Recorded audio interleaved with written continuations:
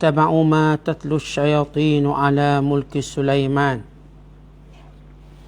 وما كفر سليمان ولكن الشياطين كفروا يعلمون الناس السحر وما أنزل على الملكين ببابل هاروت وماروت وما يعلمان من أحد حتى يقولا إنما نحن فتنة فلا تكفر فيتعلمون منهما ما يفرقون به بين المرء وزوجه وما هم بضارين به من أحد إلا بإذن الله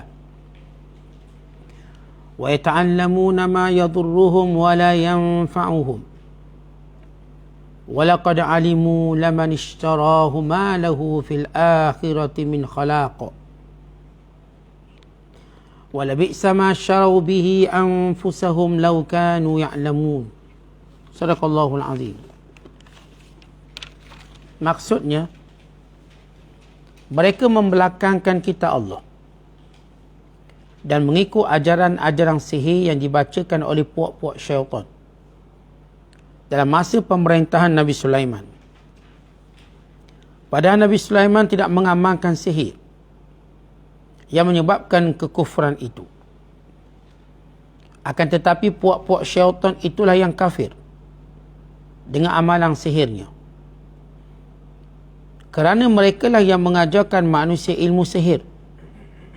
Dan apa yang diturunkan kepada dua malaikat Harut dan Marut di negeri Babil, yakni Babylon. Sedang mereka berdua tidak mengajar seorang pun melainkan setelah mereka menasihatinya dengan berkata, sesungguhnya kami ini hanyalah cubaan untuk menguji imanmu. Oleh itu janganlah engkau menjadi kafir dengan mempelajarinya. Dan pada itu ada juga orang-orang mempelajari dari mereka berdua ilmu sihir yang boleh menceraikan antara suami dengan isterinya.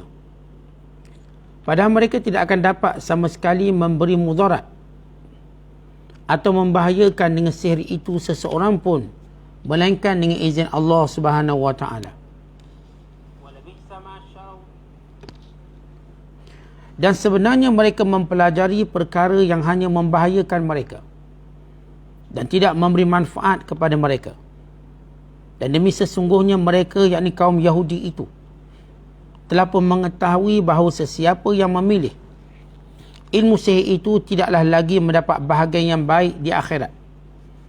Demi sesungguhnya amatlah buruknya apa yang mereka pilih untuk diri mereka, kalaulah mereka mengetahui.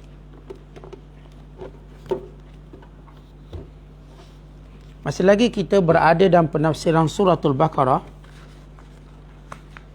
pada ayat yang ke-102 yang menceritakan tentang sejarah ilmu sihir dan tuduhan sihir kepada Nabi Allah Sulaiman AS. Dan juga sifat orang Yahudi yang sebenar selepas mereka menolak kerasulan Nabi Muhammad sallallahu alaihi wasallam, menolak Al-Quran, bahkan memusuhi Jibril, memusuhi malaikat, dan seringkali mendakwa bahawa mereka hanya mengikut Taurat dan Nabi Musa. Maka Allah Ta'ala membongkarkan satu persatu bahawa mereka tidak pernah mengikut Musa dan juga tidak mengikut Taurat. Mereka tidak sebenar-benar beriman dengan apa yang mereka nyatakan. Bahkan mereka membuang Al-Quran sebagaimana sebelum itu mereka membuang Taurat Nabi Musa AS. Maka apa pegangan mereka? Mereka berpegang dengan sihir. Mereka terlibat dan menyibukkan diri mereka dengan ilmu sihir. Bukan sekadar mereka menuduh Nabi Allah Sulaiman melakukan sihir. Bahkan mereka juga terlibat dengan ilmu-ilmu sihir ini. Menjadi sebahagian daripada pegangan mereka. Berhubung dengan ayat yang kita bacakan ini, ayat 102, kata Muhammad bin Ishaq, sebahagian pendeta Yahudi berkata, Ala ta'jabuna min Muhammadin yaz'umu anna Sulaimana kana nabiyyan. Wahai masyarakat Yahudi, tidakkah kamu hairan dengan Muhammad? Dia mendakwa Nabi Sulaiman itu nabi. Wallahi ma kana illa sahira. Yang kami tahu Nabi Allah Sulaiman itu ahli sihir. Dalam ayat ini Allah nak cerita, ayat lepas malam kita cerita bagaimana Yahudi memusuhi Jibril AS. Sekarang nak beritahu, selepas mereka musuhi Jibril, mereka juga memusuhi Nabi. Kalau sebelum ayat-ayat ini kita dah cerita bagaimana kerenahnya mereka dengan Nabi Musa. Dan demikian juga dengan Nabi Muhammad sallallahu alaihi wasallam. Kerenah Yahudi dengan para nabi bukanlah kerenah baru. Songai dia bukanlah songai baru. Kekufurannya bukan kekufuran baru. Helah dan alasannya bukanlah helah dan alasan baru. Mereka telah lakukan kepada nabi-nabi sebelum ini. Mereka menyangka Nabi Muhammad sallallahu alaihi wasallam tidak mengetahui rekod mereka dengan nabi-nabi yang lain. Sejarah mereka dengan segala penderakaan dan pelanggaran hukum dan penolakan kitab Taurat, penyelewengan dan penambahan. Mereka ingat Nabi Muhammad sallallahu alaihi wasallam tak tahu. Mereka lupa Rasulullah ialah Rasul dan Nabi yang diwahyukan oleh Allah.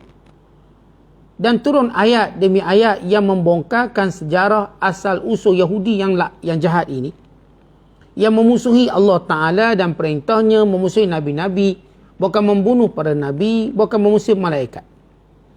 Maka ayat ini bagi menceritakan cerita tentang permusuhan mereka dengan Sulaiman. Imam Tabari meriwayatkan daripada Syahal bin Hausyab, dia berkata, sebahagian Yahudi berkata, unzuru ila Muhammadin yakhritul haqqa bil batil yazkuru Sulaiman minal anbiya afama kana sahiran yarkubur rih fa'anzalallahu ta'ala wattaba'u ma tatlu syayatinu ala mulki Sulaiman. Kata sebahagian Yahudi, tengok Muhammad, dia mencampur adukkan yang baik, yang benar dengan yang batil.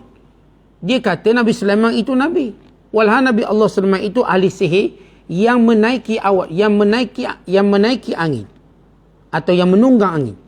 Imam Ibn Hatim meriwayatkan daripada Abil Aliyah, apabila sekumpulan Yahudi datang menemui Nabi sallallahu alaihi wasallam bertanya tentang perkara yang berkaitan dengan Taurat, dan tidaklah mereka bertanya akan sesuatu melainkan Allah Ta'ala akan menurunkan wahyu pada Nabi SAW bagi membongkarkan penipuan mereka terhadap pegangan mereka dengan Taurat.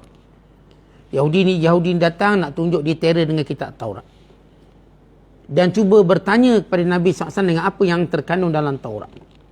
Maka setiap kali Yahudi tanya untuk menguji, termasuk tanya tentang Zulkarnain, termasuk tanya tentang roh, termasuk tanya tentang bagaimana terjadi anak lelaki, anak perempuan dan lain-lain soalan.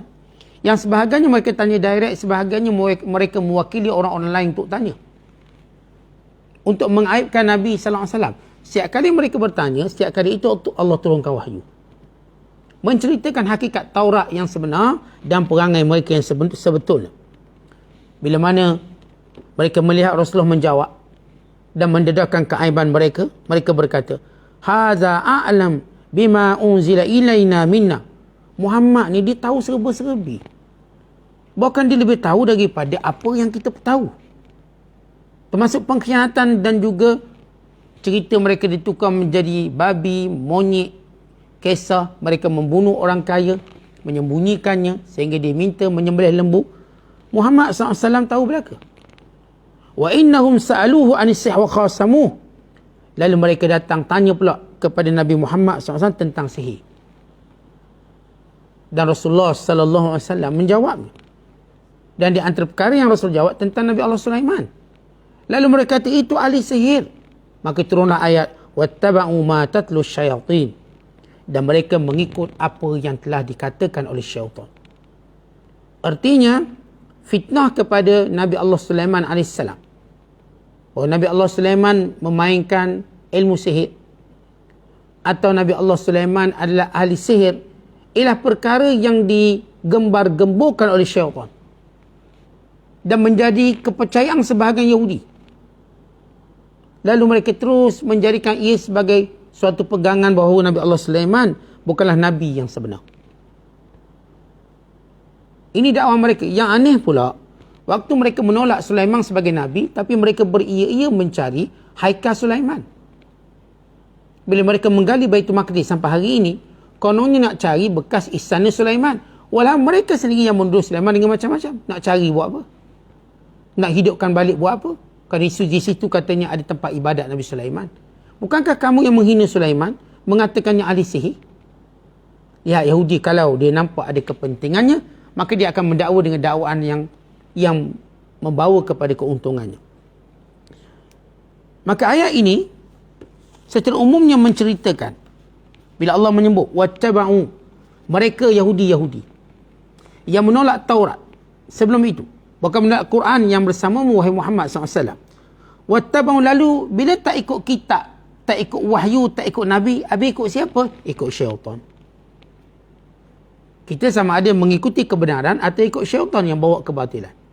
Maka Yahudi memilih untuk mengikut syaitan.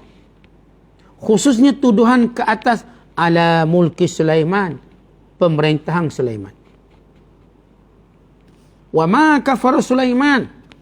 Allah mulakan tentang Sulaiman AS dengan berkata Sulaiman tidak pernah kufur. Kerana para Nabi maksum daripada dosa dan maksum daripada kekufuran. Bukan akidah para Nabi ini maksum, akidah semua umat Islam. Bukan semua penganut agama samawi, Kristiannya, Yahudinya. Kerana kemuliaan para Nabi.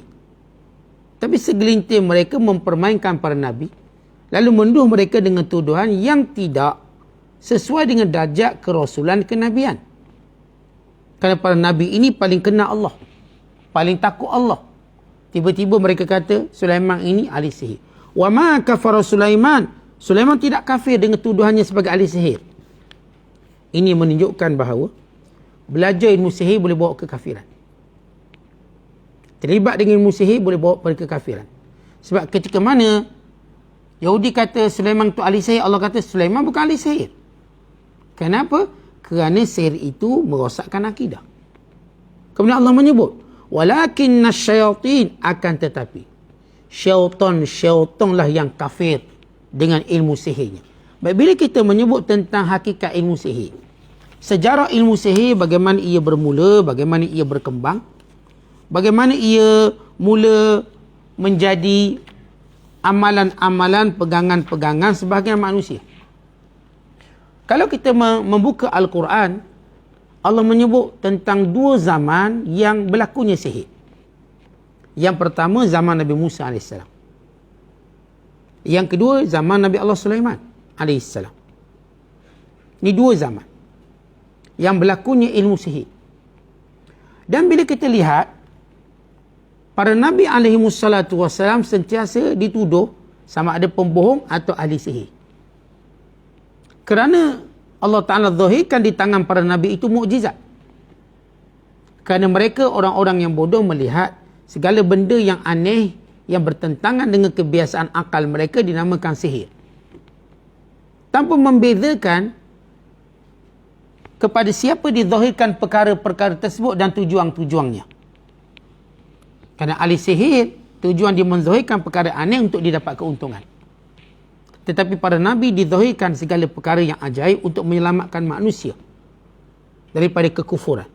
Ahli sihir ditunjuk juga keajaiban untuk dia untung, biar dia kaya. Jadi macam David Copperfield, jadi macam semua ahli sihir yang ada ni, untuk dia untung, dia kaya. Bukan dia nak selamatkan orang. Maka dia buat show-show tu dia nak kaya. Tetapi para Nabi berlaku kejadian-kejadian luar biasa, tujuannya bagi menyelamatkan manusia supaya beriman kepada Allah. Kerana para Nabi tidak menzahirkan mukjizat melainkan menyuruh orang tu beriman. Dan bila orang yang nak beriman meminta bukti, maka zahirlah mukjizat. Tapi ahli sihir, dia tak ada membawa apa-apa, apa yang kita sebut sebagai penyelamatan pada manusia. Dia nak selamat poket dia. Ia amat jelas. Ahli sihir tidak pernah bercakap tentang ketuhanan, tapi dia bercakap tentang kehebatan dia. Para Nabi bercakap tentang ketuhanan, hari akhirat, kebangkitan. Bukan bercakap pada perkara-perkara yang memperbaiki akhlak dan tingkah laku. Ia amat beza sihir dengan para Nabi. Tapi mereka tetap mengatakan nabi-nabi ini ahli sihir, termasuk Nabi Muhammad sallallahu alaihi wasallam. Dituduh ahli sihir kerana membawa perkara-perkara ajaib yang bersifat mukjizat. Maka Allah menyebut walakinna syayatina kafaru, syaitanlah yang kafir. Di sini menunjukkan asal usul sihir itu daripada syaitan. Ini asal usul, bukan manusia yang cipta, syaitan yang cipta. Dan syaitan cipta benda ni dah lama.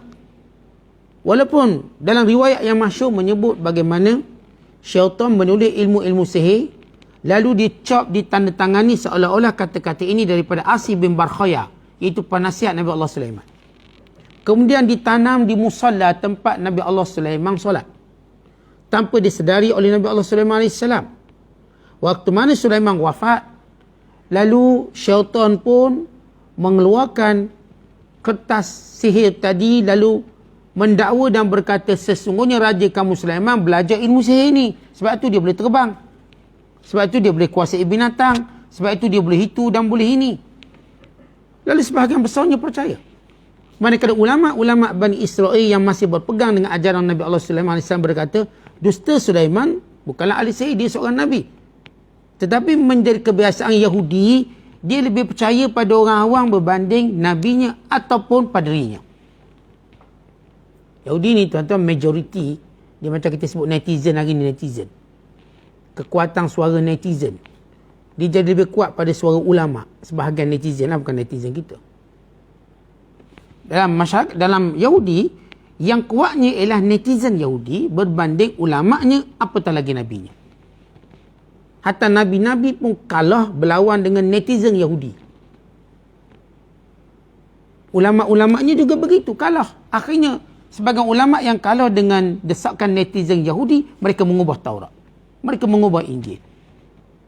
Mereka terpaksa mengikut cara rentak apa yang dikehendaki oleh pengikut Yahudi.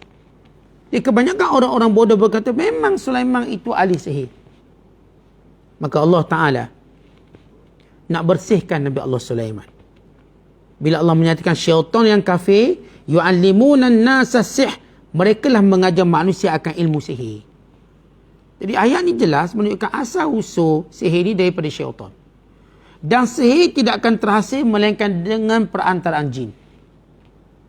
Sihir ni tak akan berlaku melainkan ada hubungan manusia dengan jin. Maka jadilah sihir. Kalau orang beriman bagi melawan sihir, dia perlu bina hubungan dia dengan Allah Ta'ala. Maka dengannya Allah Ta'ala akan hantar malaikat yang menjaganya. Kemudian Allah Ta'ala menjelaskan, wa ma unzila 'alal malakain, dan tidaklah diturunkan ke atas dua malaikat. Bi Babil, di tempat namanya Babil, yakni Babylon. Harut wa Marut, Harut dan Marut. Baik, bercerita tentang Harut dan Marut. Siapa Harut dan Marut? Ada yang mengatakan dua malaikat yang minta turun ke bumi untuk mengadili perselisihan manusia selepas Nabi Allah Sulaiman wafat.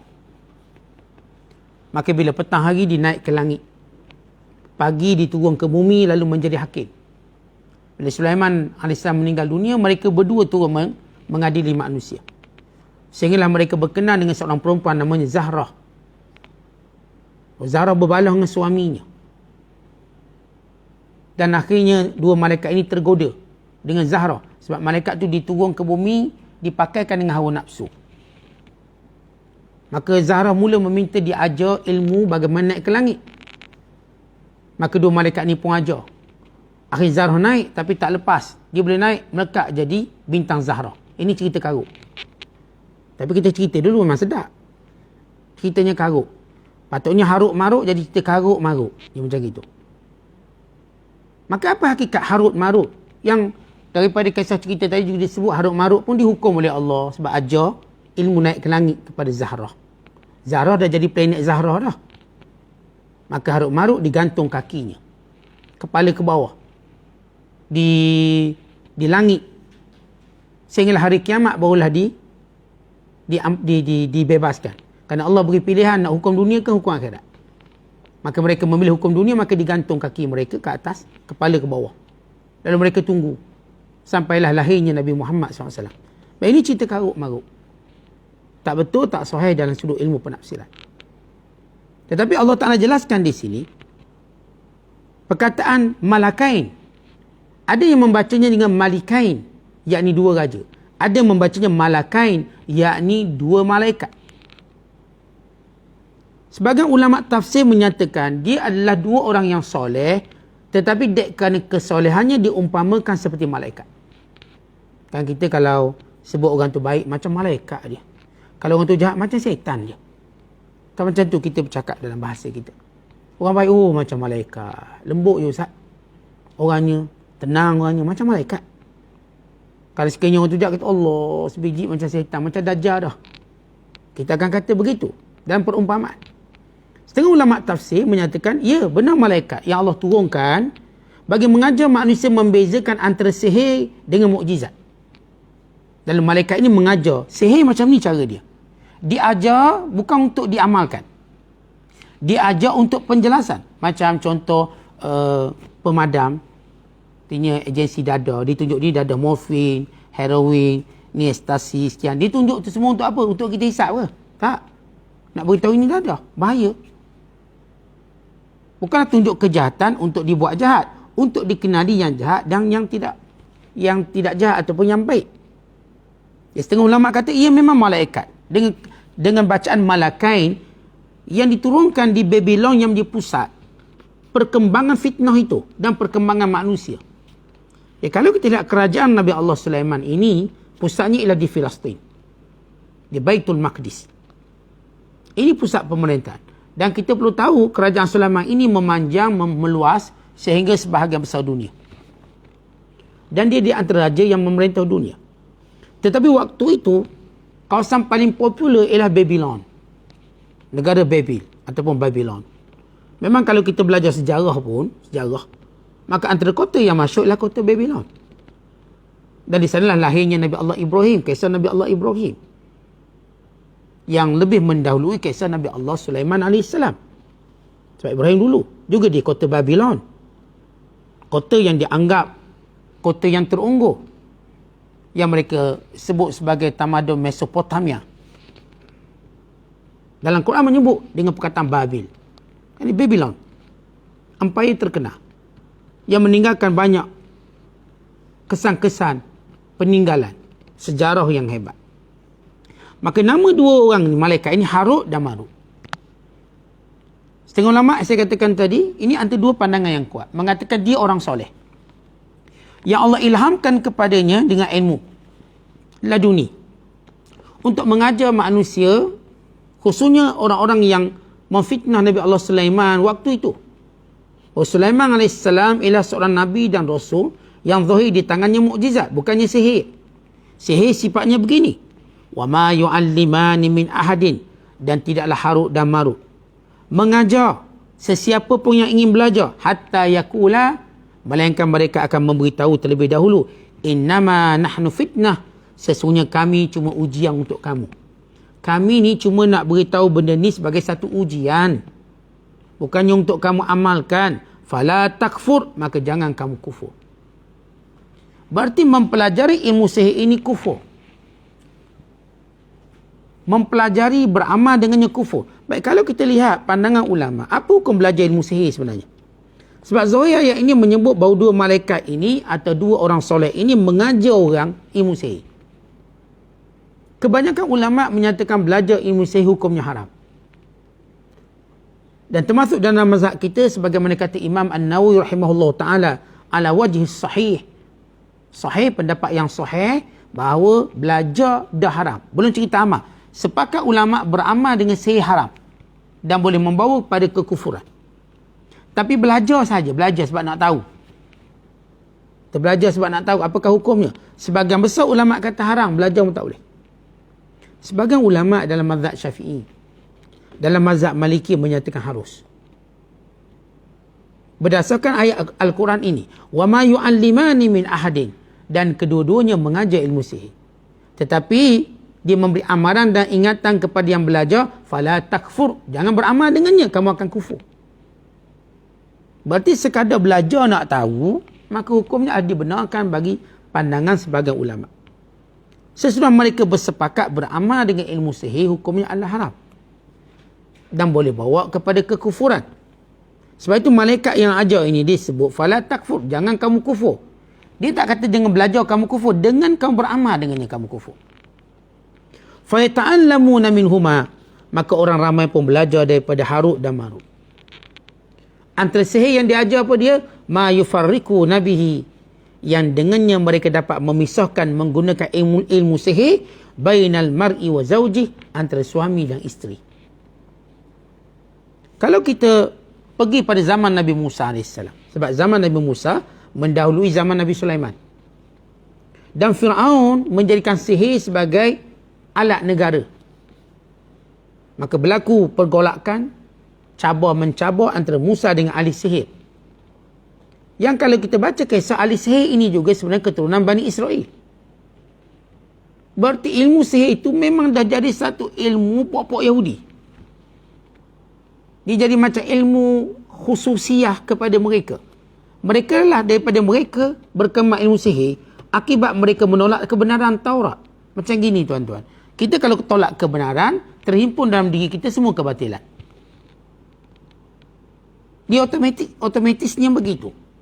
Kalau kita tolak kebaikan, maka berkumpul dalam diri kita kejahatan. Kalau kita tolak kejahatan, berkumpul dalam diri kita kebaikan. Bani Israel dengan jenayah-jenayah yang banyak, maka mereka tak cenderung untuk beriman dengan Taurat, dengan Injil, dengan Nabi-Nabi yang diutuskan. Bahkan mereka mendustakan, mereka membunuh. Kerana kejahatan tadi, mereka belajar pula sihir. Kerana sihir ini bertujuan mengimbangi ataupun bagi mencabar kuasa-kuasa atau bagi mencabar mukjizat para Nabi. Bagi mencabar kebaikan-kebaikan pengikut-pengikut para Nabi Bani Israel. Di zaman Nabi Musa lagi, mereka berjaya menjadikan tongkat sebagai ular. Para ulama membagikan sihir pada 3. Yang pertama dipanggil sihir takhayuli. Sihir takhayuli maknanya sihir yang menjadikan orang terimajinasi sesuatu yang berlainan dengan apa yang ditunjukkan. Ditunjukkan tongkat, dijatuhkan tongkat tapi dinampaknya ular. Ini panggil takhayulat. Dia menjadikan imajinasi itu. Yang kedua dinamakan sihir taksiri. Sihir yang memberi kesan. Sihir-sihir ini yang akan mendatangkan penyakit, mendatangkan mudarat. Sebagaimana Nabi SAW disihir oleh seorang budak Yahudi namanya Labid bin A'sam. Oleh seorang Yahudi bernama Labid bin A'sam, yang telah sihir baginda SAW. Sehinggalah Rasulullah menyatakan, syafani Allah, Allah telah menyembuhkan aku.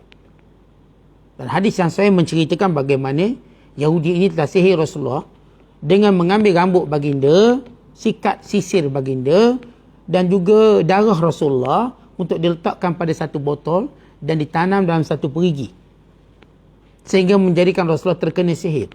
Dan para ulama menjelaskan apakah bentuk sihir yang kena pada Nabi SAW. Berdasarkan hadis riwayat Aisyah radhiyallahu ta'ala anha, Aisyah menyatakan Rasulullah menyangka merasakan bahawa dia telah menggauli aku, tapi dia tak menggauli aku. Sihir berkait dengan syahwat. Bukan sihir yang menjadikan Rasulullah jadi tak betul, tak ada. Sebab Nabi sentiasa mendapat wahyu. Sihir yang berkait dengan Rasulullah merasakan bahawa dia sudah mendatangi Aisyah walau dia tak buat apa-apa dengan Aisyah. Berkait dengan nafsu. Kita kalau orang belajar ilmu sihir ni, dia ada dipanggil sihir jeruk zakar dan sihir kepik kemaluan. Kalau bagi lelaki dia panggil jeruk zakar. Maksudnya dilemahkan kekuatan seksual. Dia lelaki tak berupaya. Dia jadi lemah bila bersama isterinya. Dia panggil jeruk zakar. Istilahnya jeruk zakar. Dan mungkin istilah tu berbeza. Dan bagi perempuan dia panggil kepik. Kepik maksudnya perempuan itu akan kepik kedua pahanya sehingga tak boleh dibuka oleh suami dia. Tak boleh dibuka walau dia cuba. Dan ini berdasarkan pengalaman saya sendiri dalam terlibat dengan dua-dua jenis sihir ini. Yang lelaki tu maklum, tu faham. Yang perempuan pun sama. Sehingga ada seorang suami kata, Ustaz, memang saya 2 tahun tak pernah bersama isteri saya. Saya tahu pernah buat cara paksa. Tak boleh Ustaz. Dia memang kepik dia luar biasa kuat. Walau saya dah cuba. Penat gitu. Penat daripada gusti UFC ni. Nah.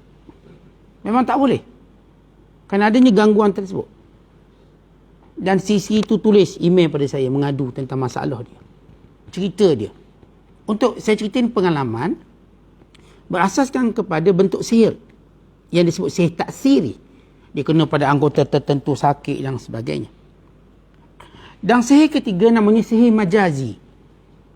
Majaz ini dia macam sihir tapi bukan sihir. Itu silap mata. Orang Arab panggil sya'wadah. Kan tuan-tuan tengok silap mata ni, dia menggunakan kecepatan tangan. Kadang-kadang dia lambat, dia kurang praktik, orang pun nampak dia tipu. Kan banyak ahli magician, dia lebih kepada cara kepantasan mengelirukan pandangan kita. Tapi dia tak sihir sebenarnya. Dia memang training untuk cepat tangan dia bergerak. Tiba-tiba keluar tu, keluar ni, padahal dah sorok sini semua ni. Tapi kita tak perasan. Sebab kita tengok muka dia. Dia ajak kita tengok mata dia. Supaya kita tak perasan pergerakan itu dan ini. Ini panggil khifatul yad. Kadang-kadang kita pun cuba sihir anak kita juga menggunakan kaedah tu. Maksudnya silap mata. Silap mata ni tak salah. Walaupun disebut sebagai sihir majazi, dia tak salah. Sebab dia lebih pada latihan praktikal pergerakan tangan. Kita buat macam ni, macam tangan kudung. Saya tak pandai lah. Cerita orang buat ni. Kudung lah tangan dia. Pada strategik dia. Untuk tunjukkan kecepatan tangan dia, kecepatan kaki dia. Kadang-kadang dia pakat ngegeng dia nak tipu kelentong orang ni. Ya macam-macam. Itu nama sya'wadah. Jangan tipu ambil duit orang sudah. Kalau tipu tu saja untuk berseronok. Terutama anak-anak kecil yang ada bola kan. Hilang. Padahal ada campur kat atas. Mama dia tolong pegang kat atas pula. Pakat dengan mama dia. Pakat dengan bini dia. Maka itu tak dianggap sebagai haram. Sya'wadah. Itu kalau kita beli, Ustaz, saya nak beli buku silap mata. Boleh tak belajar, Ustaz? Ke haram, Ustaz, sebut boleh kufur. Kalau yang itu tak apa. Itu cuma khifatul yad. Gerakan unit tangan. Yang disebut sihir majazi. Secara majaz. Majaz secara simbolik dia macam sihir tapi bukan. Tapi yang haram pertama, sihir takhayuli, dia jadikan imajinasi kita. Dia tengok kertas, macam duit. Itu yang banyak kita dengar cerita. Orang yang kena sorok dia orang bunian. Maknanya jin lah. Lalu dia pun cerita makan tu, makan ni. Walau dia makan apa? Makan daun. Dikhayalkan. Kadang-kadang yang dikhayalkan tadi dia dengar macam ada suara, padahal tak ada. Dan semua kita ni tak ada orang dengar suara. Dia seorang je dengar suara tu panggil dia, maka dia disebut sebagai takhayuli. Dia dapat dengar apa yang kita tak dengar. Sebab tu bila orang tanya saya bentuk gangguan-gangguan, itu, Ustaz, rumah saya kena ganggu, ada jin, bla bla bla. Saya kata gini, siapa yang dengar? Dia kata saya punya bibik dengar. Sebenarnya bibik awak yang terganggu, awak semua tak. Awak dengar? Pernah dengar? Saya tak pernah dengar. Tapi bibik dengar. Maknanya kena rawat bibik tu. Sebab dia akan buat satu takhayuli, pengkhayalan imajinasi, atau mereka sebut ilusi, illusion, yang dibuat oleh magician ni, khayalan seorang manusia. Baik, apakah sihir ini punya hakikat? Atau mutlak khayal? Jumhur ulama kata ya, dia ada hakikat. Sehingga dia mampu mendatangi sesuatu yang aneh, yang pelik, yang ganjil. Tetapi, dia tidak boleh mendatangi sesuatu yang sama dengan mukjizat. Seperti tongkat mengeluarkan air, seperti terbelah laut, itu dia tak boleh buat. Termasuk menghidupkan yang mati. Ada saya dia cuba menghidupkan, dia bohong. Yang itu dia bohong. Ada padi-padi yang kononnya mampu menghidupkan orang mati, tapi itu suatu konspirasi dia dengan orang yang berlaku mati. Realitinya tak boleh. Kalau tidak, semua orang suruh dihidupkan. Baik kita hidupkan Nabi-Nabi balik. Kalau betul, maka tak boleh. Kerana menghidupkan orang mati ini bentuk mukjizat yang Allah izinkan kepada para Nabi. Dan juga diberikan atas nama karamah pada hamba yang soleh. Tetapi ahli sihir, sebagian ulama menyatakan dia tidak boleh bawa apa yang dibawa oleh mukjizat. Apa yang sama dengan mukjizat, dia tak boleh bawa. Kerana saya dah sebut mukjizat dengan tujuan mengajak manusia beriman. Sihir untuk menjadikan dia popular. Dia terkenal dan dia kaya. Akhirnya ahli sihir terjebak dengan banyak jenayah. Kita baca dulu zaman-zaman saya dulu, tuan-tuan, David Copperfield. Kenal sangatlah David Copperfield tahun 80-an, 90-an. Kita kenal dia tahun 88. Ni David Copperfield. Oh, dia pergi ke segitiga Bermuda, dia pergi ke tembok Cina. Sekian. Akhirnya, dia ditangkap kerana menipu wang ringgit orang. Buat show tak datang. Dan terlibat dengan skandal yang macam-macam, termasuk mencabur wanita. Dipenjarakan. Akhirnya kesudahannya mungkin situ sebab dia lebih mencari kemewahan diri dia. Sehingga dicabur wanita yang menjadi pembantu dia. Tapi berbeza dengan mukjizat, menyelamatkan manusia. Baik, kembali kepada sejarah sihir. Saya dah sebut sejarah sihir ini, syaitan yang buat. Dan syaitan kembangkan pada manusia. Yang pertama dapat ilmu sihir ini Bani Israel.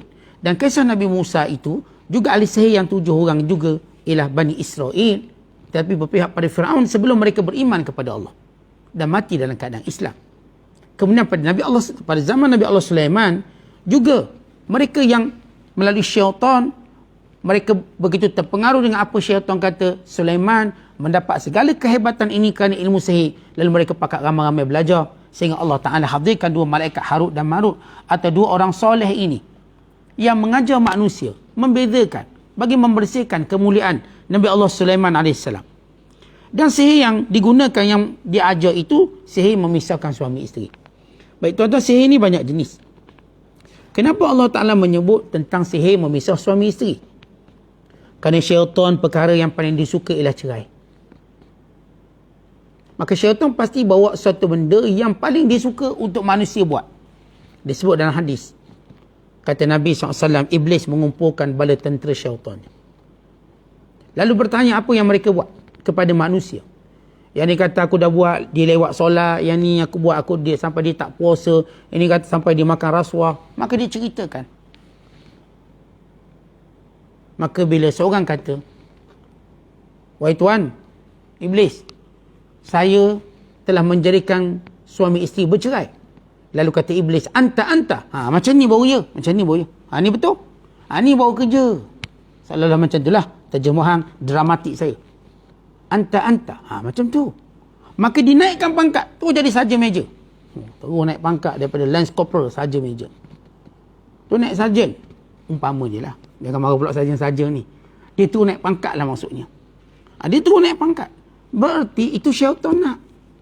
Sebab tu tuan-tuan, kalau kita lihat Islam dalam menjaga manusia supaya tidak dipengaruhi oleh syaitan, dalam perceraian rumah tangga, Islam bagi 3 peluang. Cerai 1, cerai 2, cerai 3.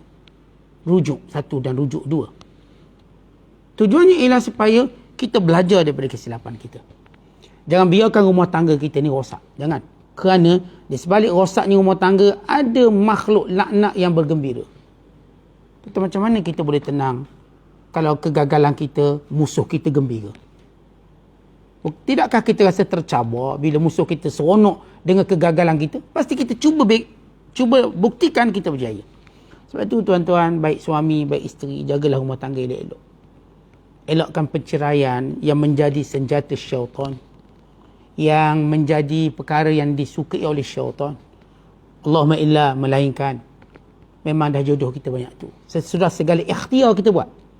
Cara perdamaian kita buat. Melantik hakim yang kita buat. Wakil-wakil kita dah buat semua. Maka ya, kita patuh pada perintah Allah. Fa'imsakum bima'ruf atau tasrihum bi'ihsan. Pegang isteri dengan baik atau lepas dengan baik. Tapi orang yang tergesa-gesa lepaskan, orang ni sebenarnya disukai oleh syaitan. Tapi yang ikut segala operasi standard dia, SOP dia, segala petunjuk syaraknya, okey, itu okey. Ini yang Allah Ta'ala sebut dalam Quran. Kalau dah buat semua benda bercerai juga, wa in yatafarraqa yughnillahu kullam min sa'atih. Kalau kedua-duanya itu berpisah, maka Allah akan mencukupkan setiap seorang dengan kekayaan untuknya. Yang ni akan jumpa suami yang lebih baik daripada suami dia dulu. Yang ni akan jumpa isteri yang lebih baik pada isteri dulu. Maka kedua-dua mereka akan menempuh jalan bahagia dan menjadikan perceraian itu pengajaran paling berharga dalam kehidupannya. Tapi asasnya tuan-tuan, jangan, bila saya sebut di sini, kenapa Allah sebut sihir cerai? Kan itu yang syaitan paling gembira sekali. Dan syaitan paling marah bila kita kahwin. Oh, kalau kita kahwin dia marah. Kalau kahwin kedua lagi syaitan marah. Kahwin 3 lagi marah syaitan. Dia berubah masuk ke manusia sekali. Tapi kalau zina tak apa. Sugar daddy, sugar baby, sugar mommy. Semua jenis sugar, dia suka. Syaitan suka. Kalau kahwin pertama, syaitan marah. Kahwin kedua, manusia berupa syaitan marah. Kahwin ketiga, lagi banyak syaitan-syaitan dia. Kahwin keempat, syaitan-syaitan. Tapi kalau pintu belakang, itu dianggap sebagai suatu benda yang bertamadun dan sebagainya. Pelik tuan-tuan, saya dah sebut bila pintu poligami ditutup rapat dan dimusuhi, pintu zina terbuka luas dan diraikan. Dan ini berlaku di barat, ini berlaku di seluruh dunia. Sehingga bila pintu zina dibuka, tidak lagi pintu perkahwinan. Kerana setiap kali kita buka pintu perkahwinan, kita sebenarnya sedang tutup pintu perzinaan. Ini bukan kempen poligami, bukan hakikat poligami. Bukan kita suruh kempen, jangan, dah tak layak, tak payahlah. Ini Ni cerita yang layak. Yang layak ni semua tak ada dalam audio ni, tak ada dalam ni. Dalam stesen ni tak ada. Dia ada stesen lain. Studio lain. Tapi ahli kuliah kita menyebut tentang bagaimana syaitan nak tu apa. Wa ma hum bidarina bihi. Di sebalik Allah menyebut tentang sihir itu, walau bagaimana ia berkesan sekalipun, hebat sekalipun. Orang kata ini sihir Jawa, ini sihir dari Bali, ini sihir dari Siang, ini sihir daripada Madagaskar, ini sihir daripada Kepulauan Fiji. Makna power lah kata lain. Ustaz, ini bukan sihir sembarangan. Ini bomo daripada Amazon, pedalaman Amazon. Ustaz, ini kami belajar, ini sihir Ustaz daripada suku Hottentot. Suku Hottentot. Ni suku itu, suku ni. Orang kita nak gambarkan sihir itu hebat. Datang daripada kelompok-kelompok ortodok. Kita katakan begini. Allah sebut begini. Wa ma hum bidarrina bihi. Semua sihir-sihir itu tidak akan memberi mudarat kepada sesiapa pun illa biiznillah. Sebab itu tuan-tuan, bila tuan-tuan rasa kena sihir, baca ayat ni. Mungkin kita disihir. Antara macam mana kita disihir? Antaranya bila kita lemah semangat waktu buat baik. Tengah dengar kuliah ngantuk. Itu mungkin kena sihir. Baca ayat ni. Sama saya ngantuk, mungkin kena sihir. Setan sihir kita. Sebab bila habis ngantuk je, bila habis kuliah je, segar balik. Kena sihir di syaitan. Baca ayat ni. Wa ma hum bidarrina bihi min ahadin illa biiznillah. Dengan izin Allah. Tengok bila saya cakap tu semua dah tak ngantuk. Maknanya syaitan dah gagal. Tapi kalau buat lagi, kita kuliah lagi 15 minit, mengantuk balik. Wa ta'allamuna ma yadurruhum wa la yanfa'uhum. Bahkan ilmu sihir itu sendiri tak beri manfaat apa-apa. Dia tak beri mudarat, dia tak beri manfaat. Maknanya kita buat benda sia-sia je. Ahli sihir pun last kali tuan-tuan dipencing hinanya dia. Tak ada pencing ahli sihir ni last kali. Tok-tok bomo yang amal sihir last kali pencing ada pun tak ada apa. Apa dia belajar tak guna apa baik. Kita belajar engineering ke arkitek kan, kita dapat pencing banyak juga. Ahli sihir tak ada pencing. Mati keripuk dia. Sebab dia belajar benda yang tak beri manfaat, tak beri mudarat. Belajar benda saja-saja kosong. Walaqad alimu laman ishtarahu ma lahu fil akhirati min khalaq. Wala bi'sa ma syarau bihi anfusahum law kanu ya'lamun. Mereka sanggup tuan-tuan membeli harta mereka dengan menjual akhirat. Dek kerana nak untung dunia, sanggup tolak Taurat, tolak Injil, tolak Nabi Muhammad SAW, tapi aneh terima sihir. Menerima sihir. Seburuk-buruk jual beli yang mereka lakukan untuk diri mereka, kalau benar-benar mereka mengetahui. Dan ini tentang cerita sihir yang kalau kronologi penafsiran, bermula mereka menolak perintah Musa AS, Tauratnya dan berbagai watak-watak mereka, sampai mereka menolak Nabi Muhammad SAW dan Al-Qurannya. Kemudian mereka menolak malaikat Jibrilnya. Kemudian mereka menolak Nabi Sulaiman yang popular di kalangan Yahudi ini. Dia tolaknya. Dan kita akan lihat lagi bagaimana watak-watak mereka seterusnya sehinggalah ayat 142. Daripada ayat 40 sehingga 142, ia satu maklumat yang terperinci yang cukup untuk kita kenal siapa Yahudi dan Bani Israel. Kita kenal sangat. Supaya langkah ini lebih berhati-hati disusun untuk menghadapi musuh yang memang kedengkiannya tidak boleh ditutup lagi, tidak boleh disembuhkan lagi. Kedengkian bermula pada zaman para nabi dan berlangsung sehingga pada zaman umat Islam hari ini. Wallahu a'lam bishawab. Assalamualaikum warahmatullahi wabarakatuh.